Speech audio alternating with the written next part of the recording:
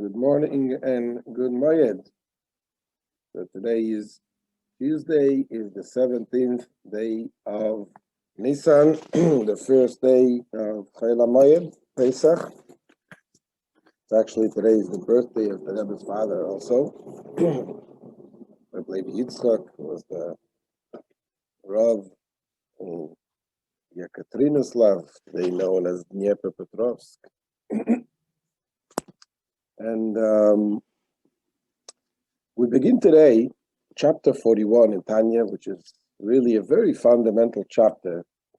In fact, the Rebbe instructed many times people to memorize this chapter and to study it.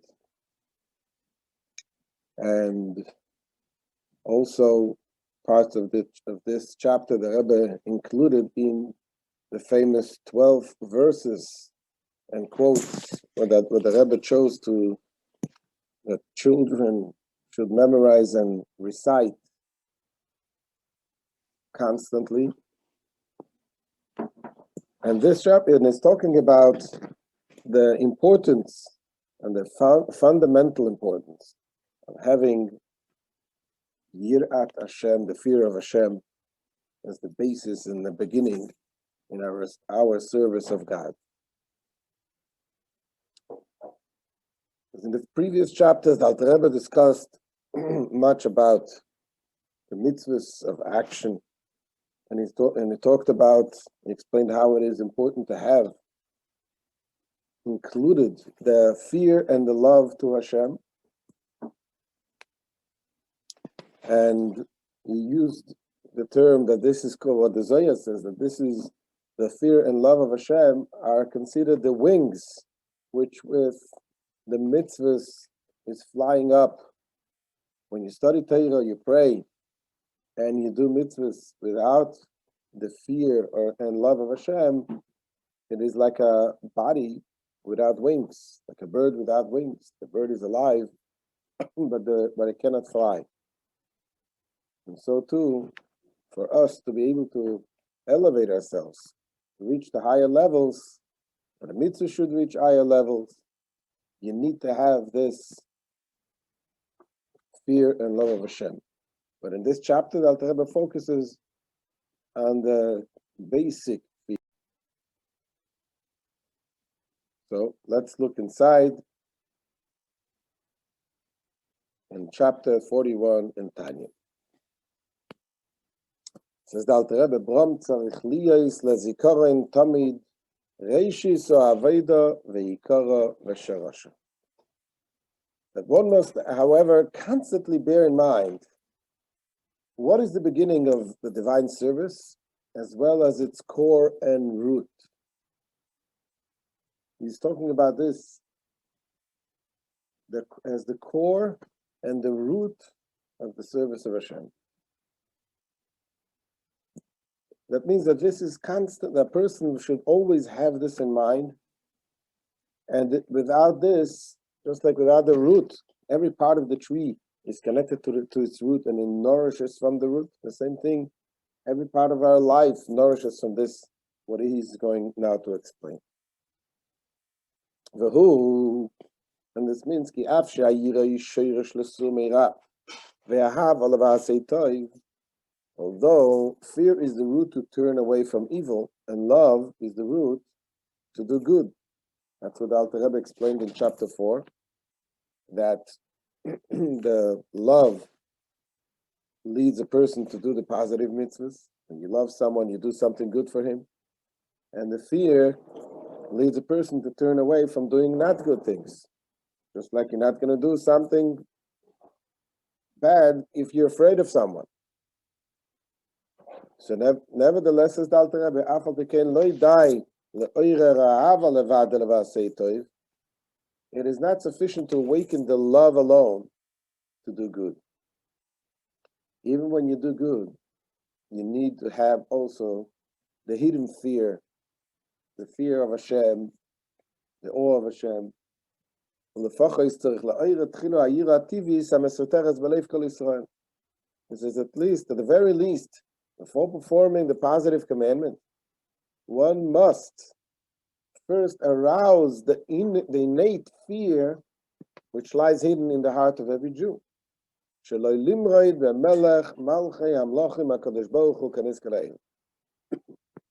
not to rebel against the Supreme King of Kings, the Holy One, blessed be He, as stated above. So that this fear should manifest itself in his heart, or at least in his mind. As we mentioned in the earlier chapters, there's different levels of fear and the emotions a person can create and bring about to feel fear of Hashem. Some people have the ability to actually feel it in their feelings. That by understanding the greatness of Hashem, it affects their actual emotions.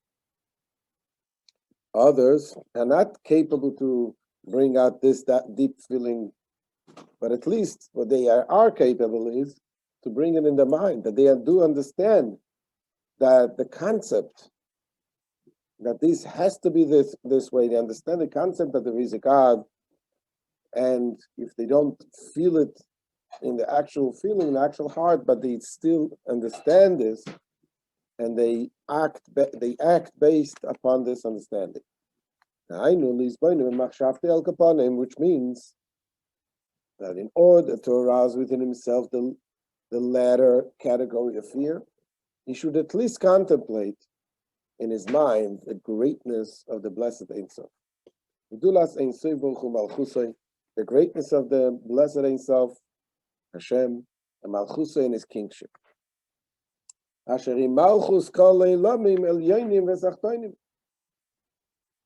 And which this, think about the kingship of Hashem, this extends to all worlds, both higher and lower.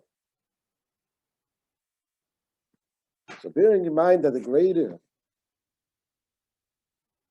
the king's dominion, the more awe it inspires in his subjects.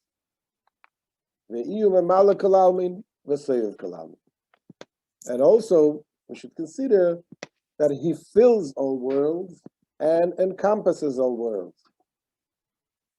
Those are the concepts we explained in length in previous lessons, that God fills the world and encompasses the world, meaning Hashem reduces his light, his energy, to the point that it fits and fills each and every creature to its own needs.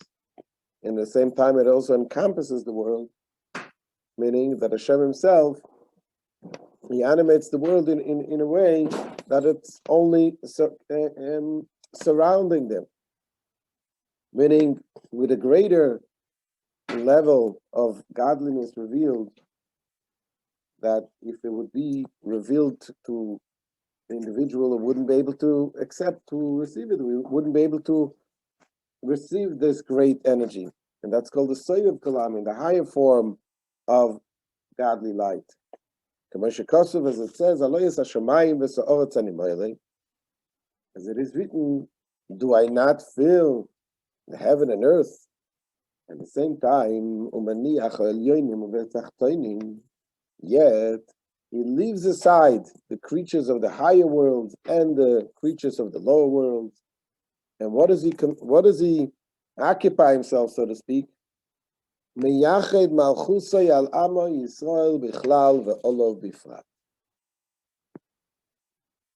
uniquely bestows his kingship upon his people Israel in general, and upon him in particular.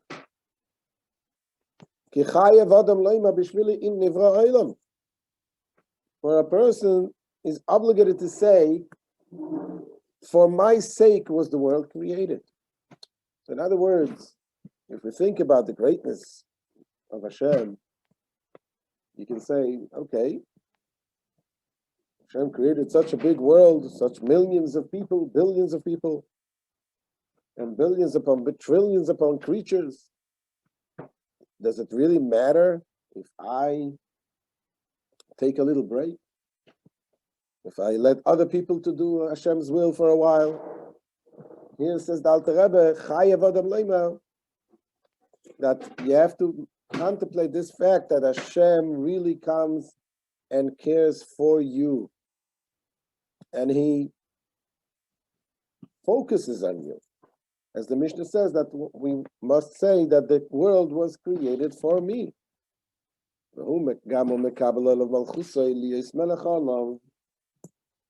And he, for his part, accepts his kingship upon himself.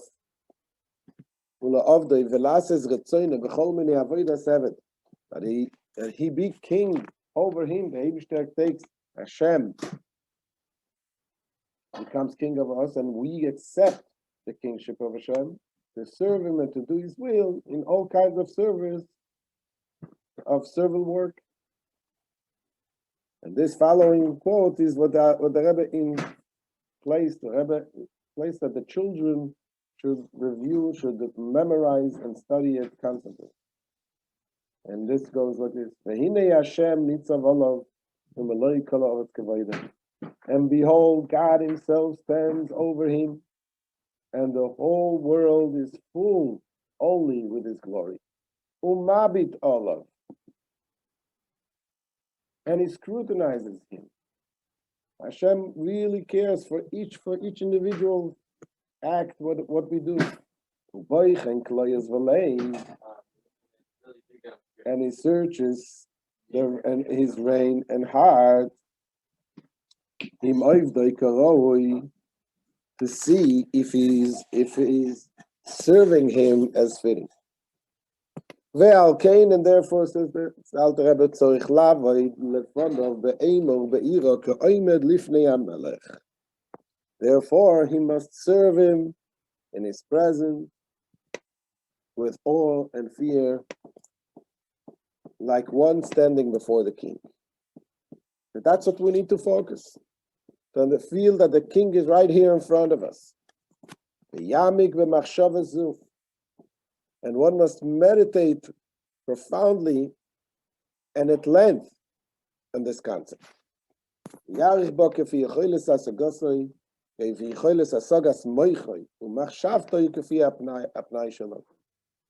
to do it according to the capacity of apprehension of his brain, thought and the time available.